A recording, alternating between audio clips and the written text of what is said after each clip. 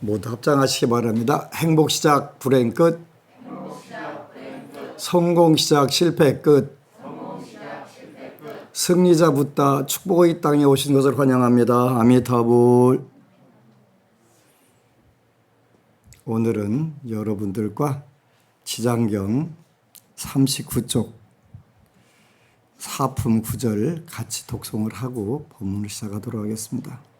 또 과거 한량없는 아성기급 전에 부처님이 세상에 출현하셨으니 명호는 청정연화목 열애였고 수명은 40급이었다. 그 부처님의 상법 시대에 한 다한이 있어 중생을 복되게 하였는데 차례로 교화하다가 어떤 여인을 만나니 이름은 광목이었다. 광목이 음식을 공양 올리니 나하는 소원이 무엇인지 물었다. 여기까지 읽고 같이 본문들을 하도록 하겠습니다. 불교 경전들은 기본적인 텍스트인데 해석하는 방법들이 많이 나와 있어요. 그렇게 이제 그 반야부 경전도 마찬가지고 또 그렇게 예를 들어 금강경이라든지 반야심경이라든지 이런 부분들을 꼭 그 해석하는 방법들이 있는데 그 불교 역사상 2600년 역사상 어떤 경전은 누가 가장 잘 강의를 했다, 그 잘 해석을 했다 하는 그런 책들이 있어요. 그걸 우리가 뭐라고 하냐면 그렇게 배운. 그래서 우리가 3장 할 때는 경장, 율장, 논장 이렇게 표현하는데 그 논장이 그런 그 논서, 해설서가 되는 거예요.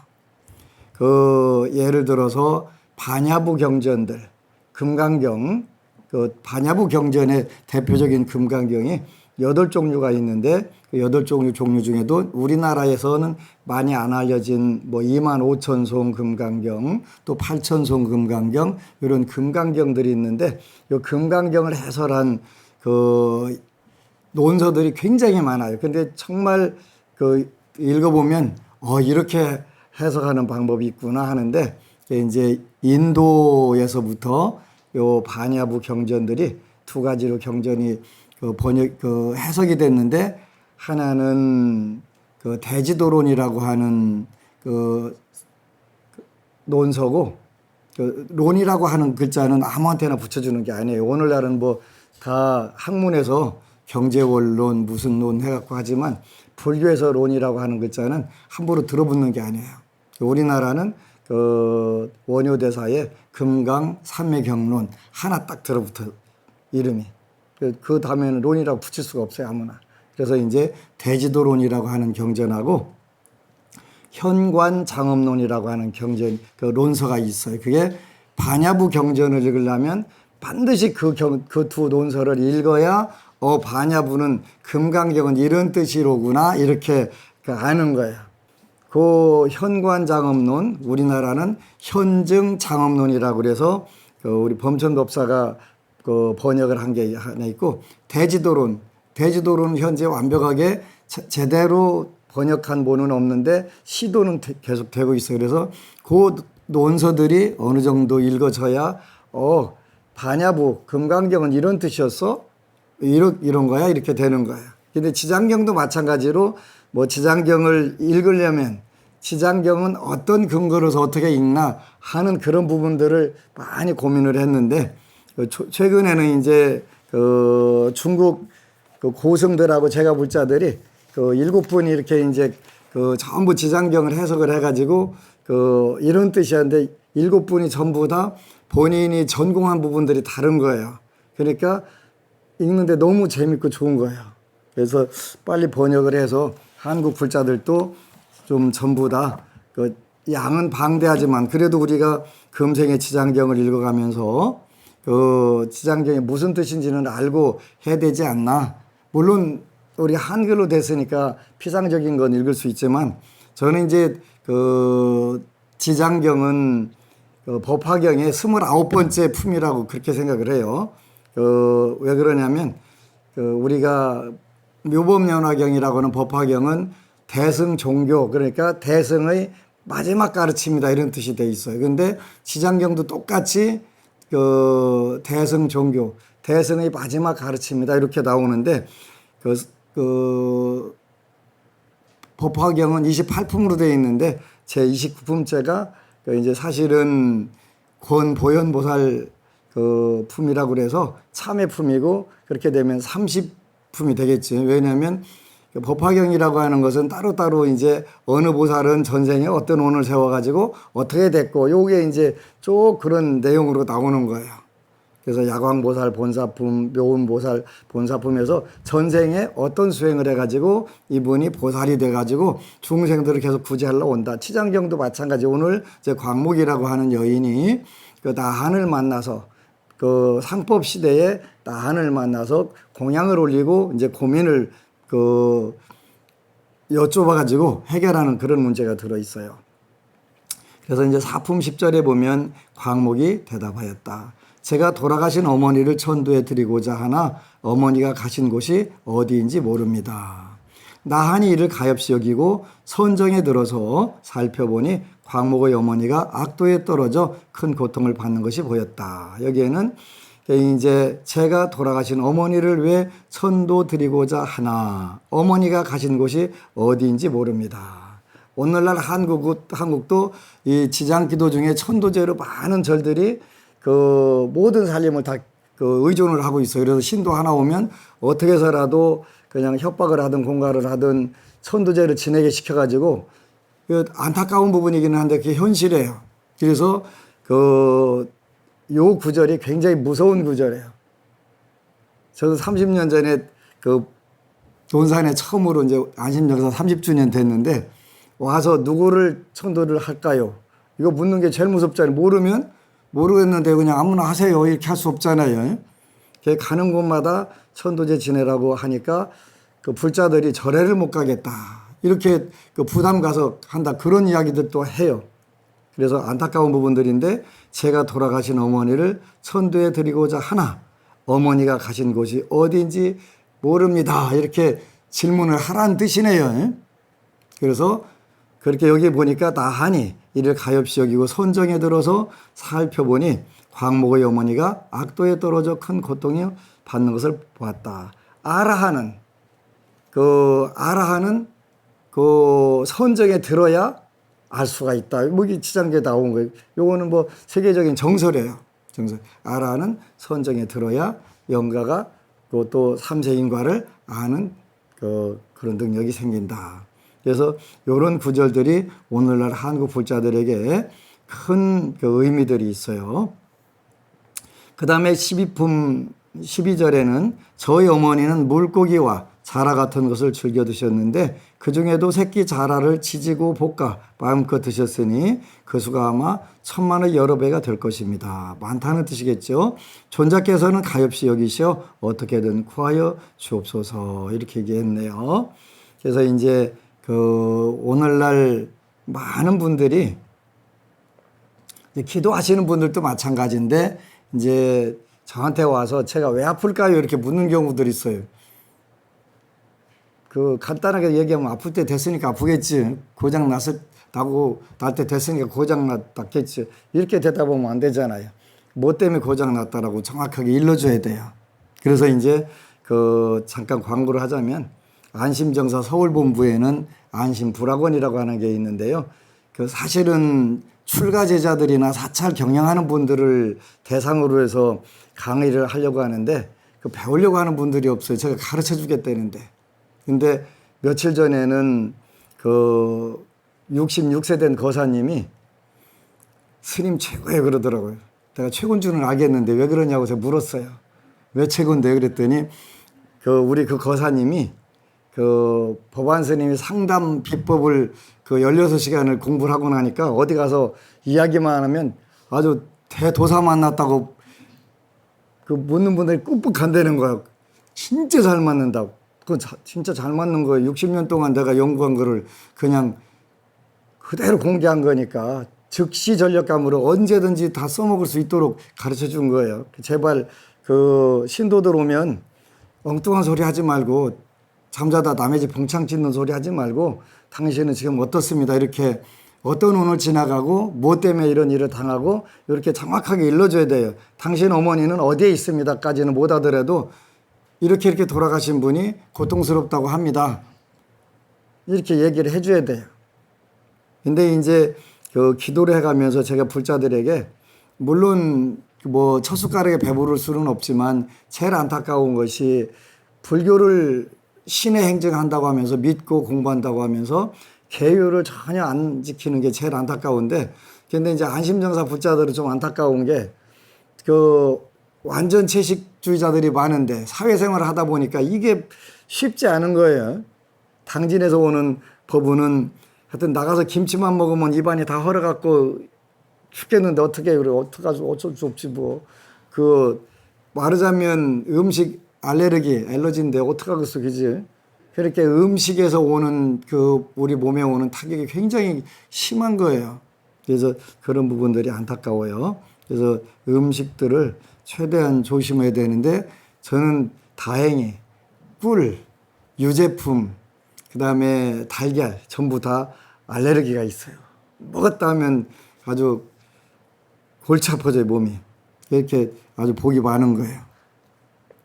그래서 이제 그 어머니가 그 악도에 떨어져서 아주 큰 고통을 겪고 있는데 생전에 어떤 죄업을 지었어 그랬더니 물고기와 자라를 많이 먹었다 그러네요. 그렇게 물고기 생선 종류도 뭐 건강에 썩 좋지는 않다는 뜻이겠어요. 나하니 가엾이 여기고 방편을 지어 광목에게 권했다. 방편이라고 하는 것이 이제 그 불교에서는 여러모로 쓰여요. 방편이라고 하는 것은 수단, 방법 이런 뜻도 물론 되는데, 방편이라고 하는 것은 그 우리가 불교를 신의 행정하는데 믿고 공부하고 수행하고 정득해서 우리가 그 오락 즐겁고 그 편안하고 즐거운 세계로 나아가기 위한 가장 좋은 그 방법을 말하는 거예요, 방법.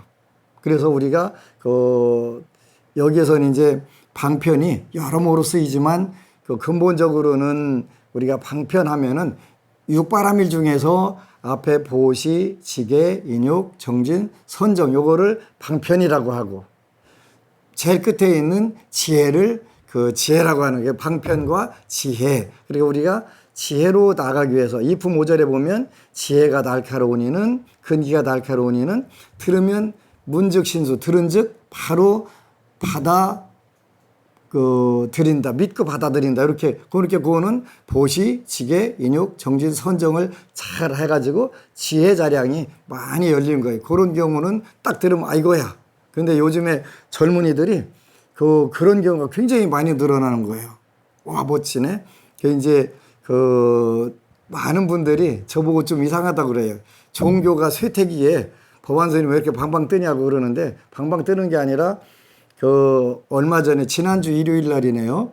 어느 법우님이 그동안 이제 평생 타종교를 열심히 믿다가 인연이 돼가지고 시절 인연이 돼서 부처님 법을 공부하는데 기도를 너무 잘하는 거예요. 그래 너무 잘하니까 집안이 팔깍 뒤집힌 거예요. 왜냐하면 전부 다 그 집안은 원래 타종교였는데 그 중에서도 제일 걱정을 심하게 하는 게 오빠래요.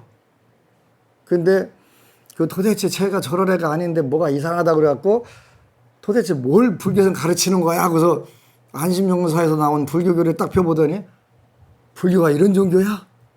그러니까 쇼크, 엄청난 쇼크를 받고 불교가 이렇게 멋진 종교냐고. 그런데 평생 불교라면 아주 아주 그냥 신하고 이게 정도가 아닌데 몇 장 읽어보지도 않고 교리 읽어보고서 불교가 이렇게 멋진 종교야 하는데, 마침 그 오빠분이 근무하는 데가 양재동이라는 거예요. 그러다 요 스님 좀 만나게 해달라고 그래서 곧 만날 날이 가까워지겠지. 그래서 아무 걱정 없다. 평생 타종교 믿어도 아무 걱정 없다. 왜? 불교라는 거를 교리 한 몇 장만 읽고도 그냥 평생 이거 외에는 아무 길도 없다고 생각했는데 아무것도 아니라는 걸 아는 거야, 그지? 그러니까 우리가 이제 불교를 잘 포교 전법하는 게 중요한 거예요. 방편을 지어서 광목에 권했다. 여기서 방편은 열애의 형상을 그리거나 조성해서 모시는 공덕. 이걸로 말하자면 사막도 악도에 빠져 있는 어머니를 구제하는 말씀이 나오는 거예요.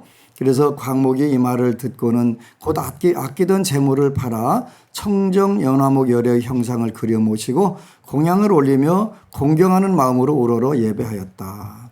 그러다 문득 새벽 꿈에 부처님을 뵈니 금빛이 찬란한 수미산과 같았다.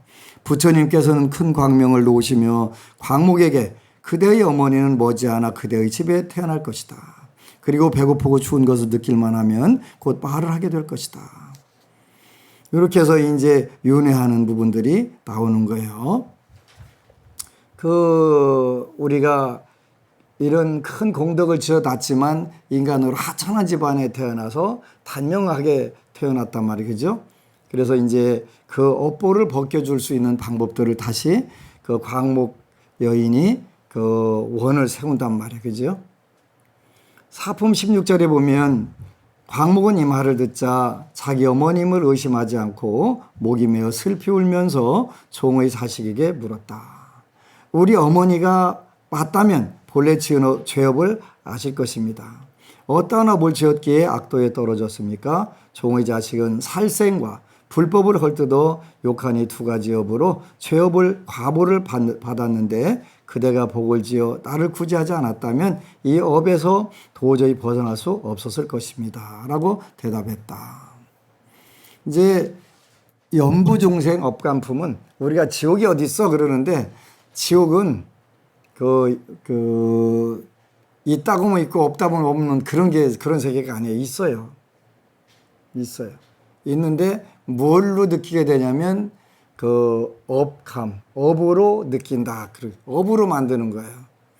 여러분들 앞에 아무리 맛있는 천없는 음식이 있어도 여러분들이 걱정거리가 있으면 아주 심한 걱정거리가 있으면 그 음식 맛이 있어요, 없어요?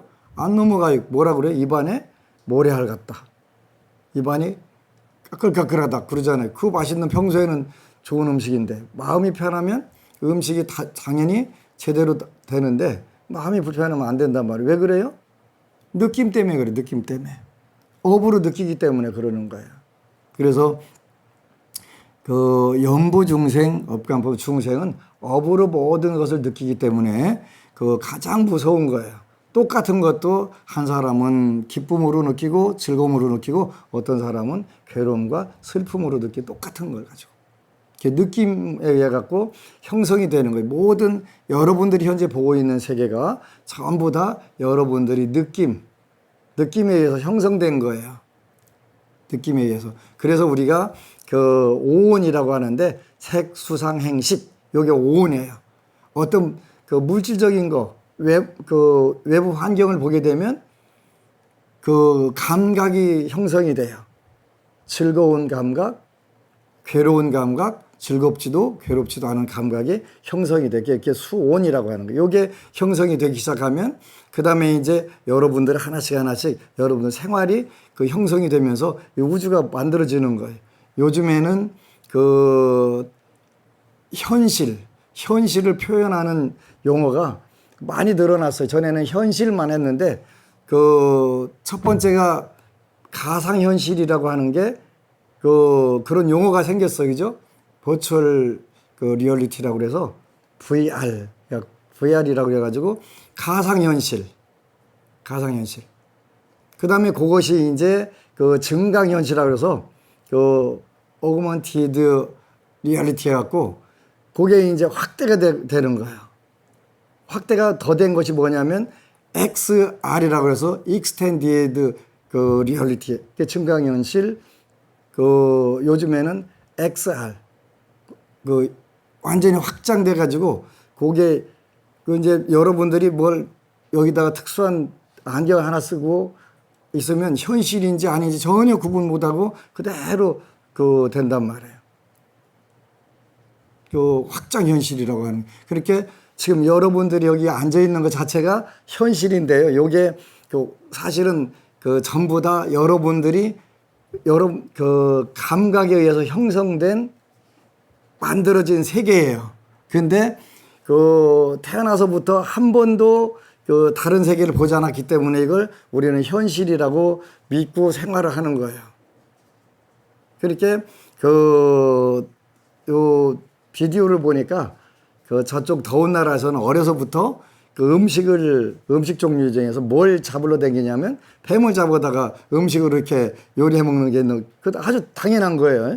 그 뱀이 지나가면 뭘로 봐요? 음식거리, 먹을거리로 본단 말이에요. 근데 우리는 아니잖아요. 그죠? 어떤 환경에서 어떻게 자랐느냐에 따라서 그게 먹을 거다 아닐 거다 이런 게 전부 달라지는 거예요. 똑같은 지구에 살아도 어느 곳에 태어났느냐에 따라서 저건 식용이다 아니다 이런 게 전부 다 달라진단 말이에요. 느낌에 어려서부터 여러분들이 계속 그 어떤 환경에 갖고 그 세뇌가 된 거예요. 그래서 요즘에는 이제 그 확장 현실이라고 하는데 그거 이제 엄청나게 그 발달돼 가는 거예요. 그래서 결국은 어느 게 현실이고 어느 게 현실이 아닌지 구분 못하는데 부처님은 원래부터 우리가 사는 이 현실이라는 것 자체가 가상이라고 말씀하신 게 전부 다 가상. 우리가 그 어떤 업에 의해 갖고 만들어 놓은 거예요. 업에 의해 가지고. 그런데 여러분 여기 계신 분들은 똑같은 주파수 때, 똑같은 사이클 때, 요 전부 다 거기에 있기 때문에 다 거의 비슷하게 인식을 해요. 비슷하게 인식을 해. 그러니까 그게 이제 전부 있는 거고 고정불변의 실체라고 자꾸 착각을 하는 거예요. 근데 그 원래 이거 자체가 그 현실이라고 하는 것 자체가 그 고정불변의 실체가 아니다 이렇게 표현하셔가지고 재행무상하다. 모든 그 조합된 물건들은 언젠가 다 변해간다. 언젠가가 아니라 계속 변해가고 있다. 그런데 우리 눈으로 감지가 될 수 있는 게 있고 안 되는 게 있다. 그런 뜻이에요.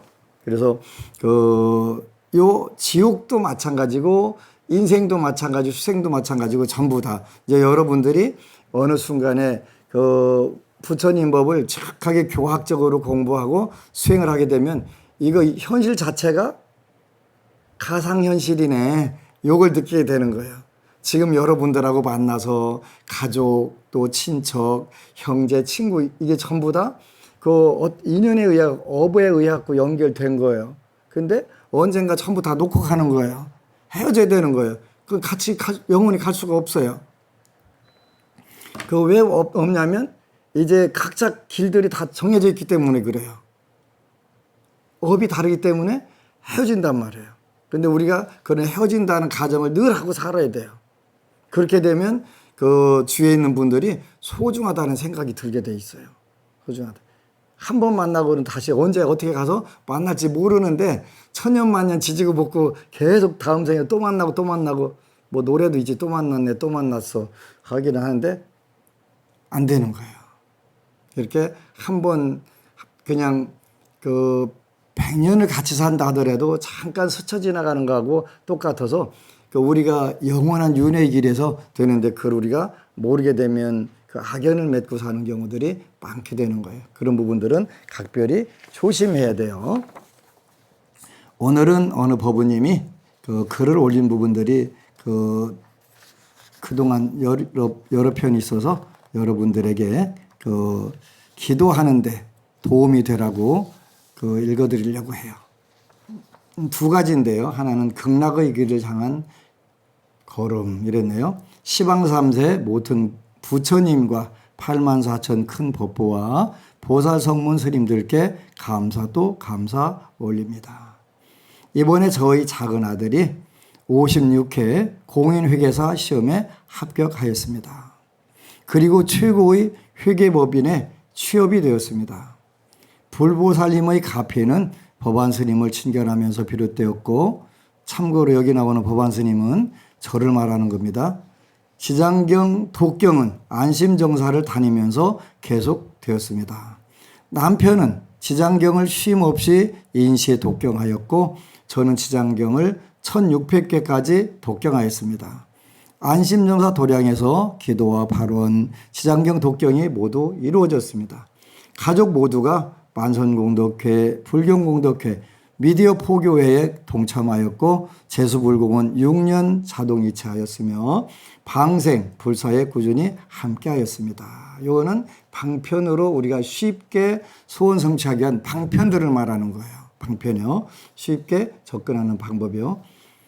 가피는 계속되었습니다. 큰 아들이 경찰관으로서 수석으로 승진하였고 작은 아들은 회계사 시험에 합격하고 인류 회계법연에 취업이 되었습니다. 남편은 정년 퇴임을 하고 가족에게 쉼터와 힐링의 공간이 되는 천상락 같은 주택을 지어 정원을 조성하고 텃밭을 일구고 있습니다. 허반 스님은 저희 천상락 주택에서 안택 기도를 친히 해주셨습니다. 그 이후 우리 가족은 천상락에서 행복한 시간들을 보내고 있습니다. 박토가 옥토가 되듯이 힘들고 어려웠던 시절들이 기도와 발원, 지장경 독경으로 복덕과 지혜가 부족한 하루하루가 되고 있습니다. 스님의 정말 잘 때 할 수 있어, 할 수 있다라는 음성이 귓전에 들리는 듯하고 선명한 필체가 눈에 선합니다. 이제 저희 가족은 극락정토의 세계로 정진 또 정진 나가고 있습니다. 시방 3세 모든 부처님과 8만 4천 큰 법보와 보살 성문 스님들께 지성교회 하옵니다. 스님께 깊이 감사드립니다.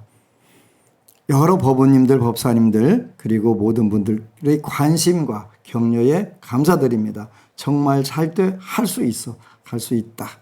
이렇게 했네요. 감사합니다. 축하 박수 한번 쳐줄까요?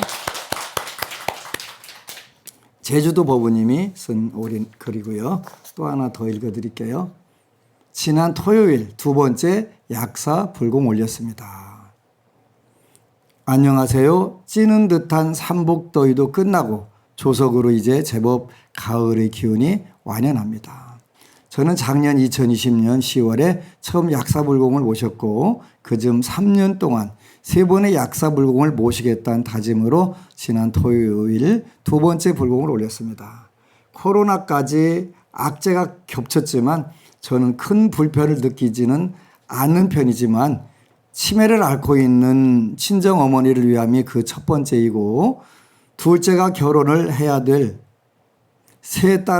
딸 셋을 위함이고 세 번째가 제 고객님들의 안녕이 소망이었습니다. 작년 처음 약사불공을 드릴 즈음 제 친정어머니는 저희 6남매 의를 다 갈라놓듯이 증세가 악화돼서 요양병원을 알아봐야 할 정도로 심각함에 저는 조용히 총무소에 의뢰해서 날짜를 잡고 조금은 부담스러운 금액에 형제들과 함께 하고 싶었지만 신심이 있는 형제는 형편이 안 되고 형편이 되는 형제는 신심이 없기에 저 혼자 조용히 불공을 올렸습니다. 그 어머님은 차도가 엄청 좋으셔서 집에서 재가복지센터 노치원에 다니시며 온 집안이 평안하게 됐습니다. 그렇게 코로나가 극성을 부려도 제 형제들, 제 사업 그리고 어머님은 조용했지만 3년 동안 3번은 약사불공을 올리겠다는 제 다짐을 지난 토요일 지키게 됐습니다. 이번에는 친정 여동생 둘도 동참할 것을 권했지만 기도비에 부담을 갖기에 이번에도 저 혼자 불공비를 올리고 동참만 해달라고 했더니 제부들도 와주더군요. 바로 제 아래 여동생 남편은 절에 동생을 데리고 다니면서도 부처님께 절 한번 안턴 멋대가리 없는 남자였습니다. 못에도 대가리가 있고 꼬랑지가 있어요. 이번에는 제가 조용히 법당에 들어가서 부처님께 절하세요 라고 했더니 길들여진 댕댕이처럼 아주 정성껏 절을 하더라고요. 한 번이 어렵지 두 번, 세 번은 더 쉽다는 걸 잘 알기에 저는 속으로 환호성을 질렀습니다. 아무튼 스님의 집전으로 약사불공 잘 오셨습니다.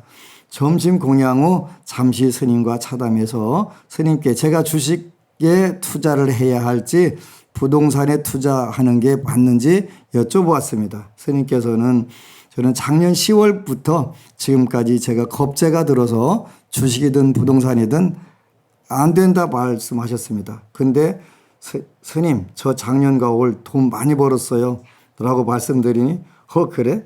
그럼 법우님 기도가 정말 많이 한 거네. 운명을 바꿨다면 엄청 실히 기도한 거라고 말씀하셨습니다. 근데 그 말씀하실 때 조금 찔렸어요. 열심히 기도해야겠다는 마음은 항상 있지만 때론 게으름도 부렸고 어느 때는 아무것도 하지 않으면서 아까운 시간을 흘려보내기도 했거든요. 그래도 약사불공 모시던 날 아침 지장경 천독을 마쳤답니다. 990번째까지 하고 얼마나 나태하고 게을러지든지 지금도 부끄럽기만 합니다. 가만 생각해 보니 지장보살님은 그럼에도 불구하고 겁재라고 하는 운이 있는 제게 돈이 나가기는커녕 더 불어나게 한 걸 보면 매월 초하루 부처님 전에 백미공양, 공양미공양, 초사흘에 신중님 전에, 매월 초여덟에는 약사리 부처님 전에, 18일에는 지장보살님 전에, 24일에는 관세음보살 전에 공약 올린 것을 이쁘게 봐주신 게 아닌가 생각됩니다. 재수불공, 부산방생, 만성공덕회 및 각종 불공불사, 크든 작든 올렸던 작은 정성들이 제 운명마저 바꾸었다 생각하니 나도 모르게 두 손이 모아집니다. 2019년 10월에는 큰딸아이가 사업을 해야겠다 해서 사업장 계약하기 하루 전에 엄마가 절에 가서 스님께 여쭤보고 스님 말씀에 따르자라고 말하고 스님께 여쭈니 지금 시작하면 안 돼. 시작은 있고 끝이 없어 라고 말씀하셔서 결국 계약을 포기했는데요. 그때 사업했으면 딸도 저도 초죽음 됐을 거예요. 그해 12월부터 코로나가 지금껏 이어오고 있으니 아휴 생각만 해도 끔찍해요. 그 후 큰딸은 더 센터 오브 필라테스 대전 지점에 서 있다가 서울교육원장과 국제뉴욕심사위원이 됐고 현재는 어느 지역 교육원장을 하면서 강사들을 양성하고 있지만 현재 회사의 어느 지점을 인수할 기회가 왔었습니다. 규모도 480병의 큰 규모의 계산상 돈을 긁겠다는 생각에 큰딸 혼자 자금 마련이 어려우면 당연히 제가 지원하려고 마음먹고 다시 스님께 여쭙게 되었습니다. 그때가 올해 4월 말 5월 초였습니다. 종무소를 통해 질문을 드렸고 스님 답변이 종무소를 통해 듣게 되었는데 하더라도 음력 6월 지나서 해라 라는 답변에 역시 계약을 안 했습니다. 그런데 7월 달부터 코로나 4단계가 됐잖아요.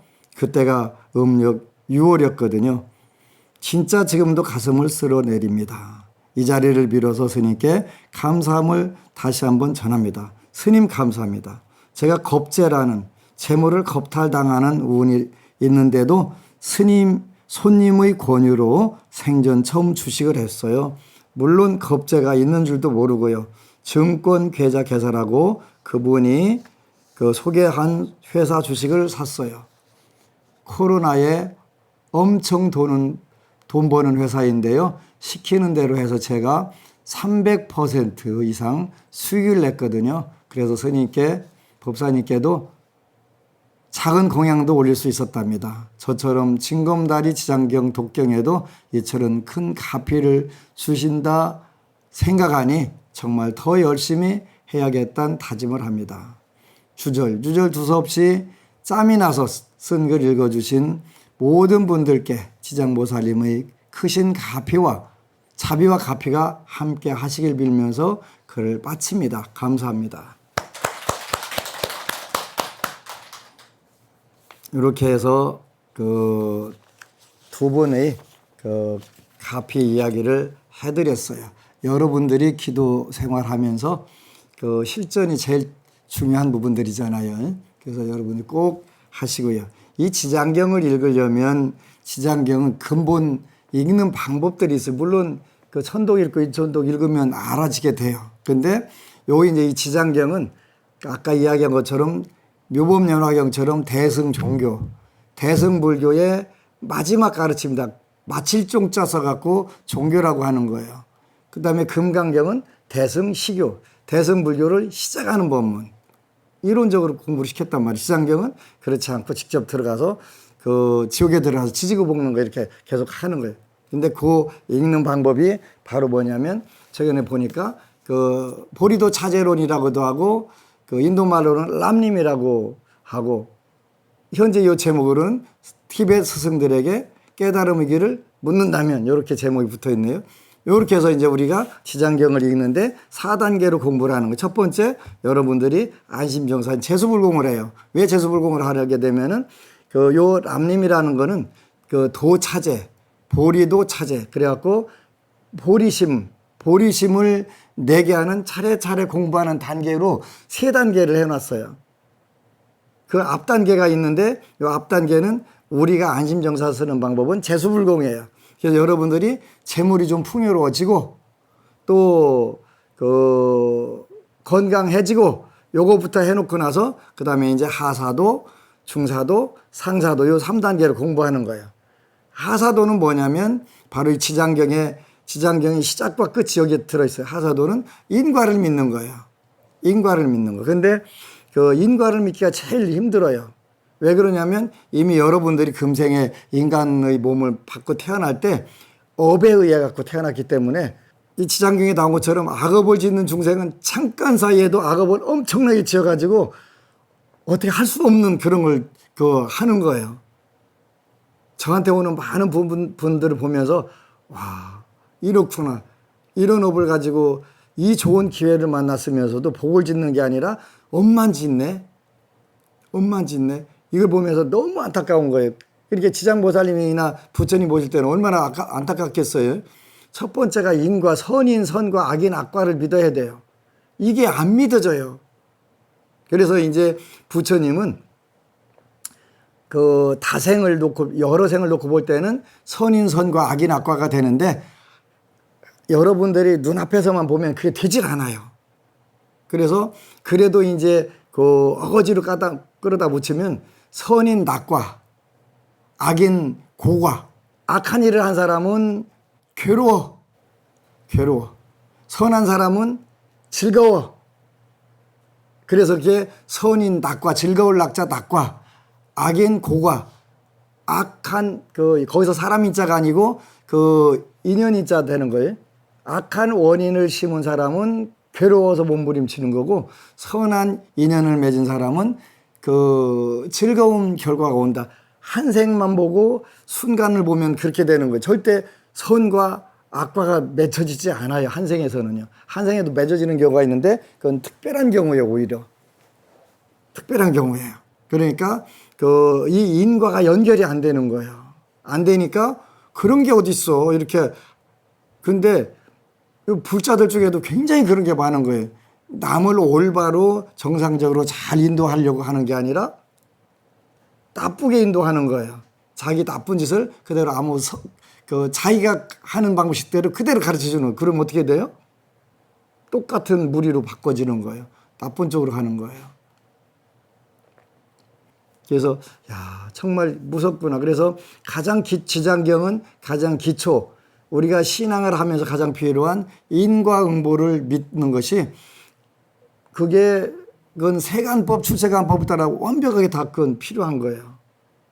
그런데 연결이 안 되는 거예요. 그래서 연결이 안 돼서 늘 이야기한 것처럼 유가사지론에는 5가지 인과 받는 방법이 있다고 그랬어요. 첫 번째가 이숙과, 살생하고 도둑질하고 사음하고 망하고 거짓말하고 술 마시고 이러면은 지옥, 악의 축생, 사막도에 떨어진다. 이렇게 하는 거예요. 이숙과. 우리가 살인하는데 왜 지옥 가? 무슨 상관이 있어? 그런데 그걸 이숙과라고 하는, 그 업하고 결과가 완전히 다를 때 다를 이자 익을 숙자 익으면 완전 다른 거 된다. 이런 뜻이 이숙과라는 뜻이에요. 이숙과 돼서 여기 이제 그 광모의 어머니가 물고기와 자라를 많이 드신 업으로 지옥에 가서, 악도에 가서 고통을 받는데 나한이 일러준 방편을 써가지고